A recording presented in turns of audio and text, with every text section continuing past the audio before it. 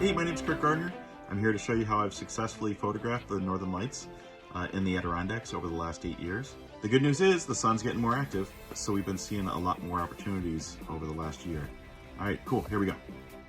All right, so first download the Aurora Forecast App on your iPhone. If you have an Android, just download a similar app and apply the same techniques that I'm showing you here into their tools. All right, when you tap on the knob button in the lower left-hand corner, this is the tool I use the most. This shows you basically what's happening right now and what's going to be coming up in the future, near future. So, when I check on this, if I see really good activity happening, then I'll be paying attention to it. You can refresh the screen by pulling down on it.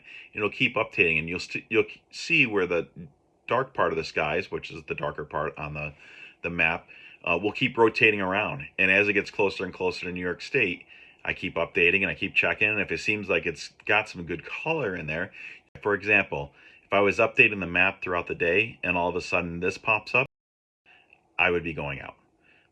This would be a high level activity right here. When you have reds are not often in the charts. It means a very high level storm.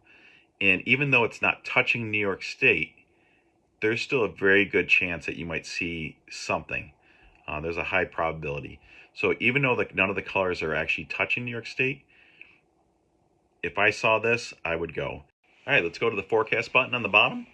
When you tap on that, you'll see a 3-day outlook. The 3-day outlook is, just gives you a good idea of what's happening.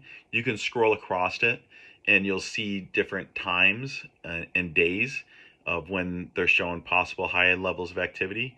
I do pay attention to this. It's just not a guarantee. This one is very deceiving.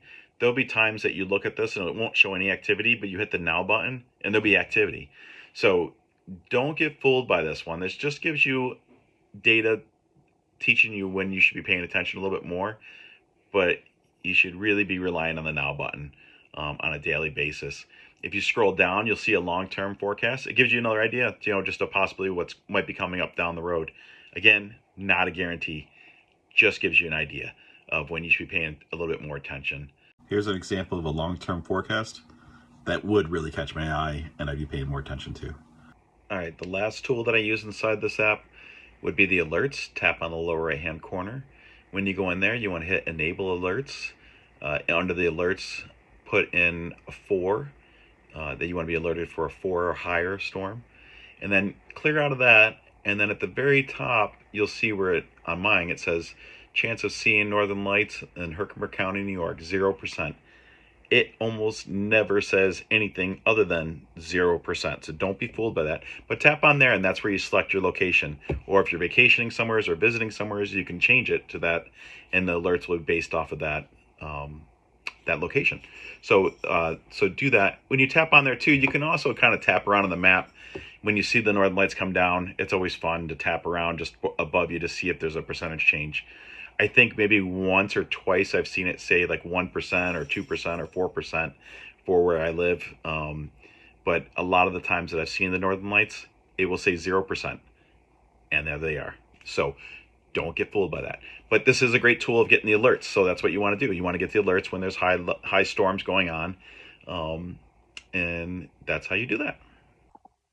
All right, so we need a solar storm in order to see the northern lights. The other thing that we need to have is clear skies or semi-clear skies.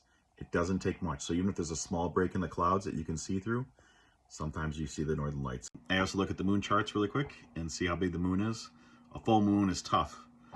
It's not to say you can't see some color and stuff with the full moon, but it makes it tougher. It does wash it out. But keep in mind that you don't see the colors that you see on the cameras with your eyes. You do see the colors. You just don't see them as brilliant as the cameras do. Another good trick is the cell phones have gotten really good. You can capture the northern lights on the cell phones, no problem with the newer ones. Usually you have to go to about a 10-second exposure. So you go into the night mode, switch over to about 10 seconds exposures or a longer exposure, point it towards the sky. Sometimes the northern lights are so weak that you can't see them with your eyes, but the cameras will see them, even your cell phone.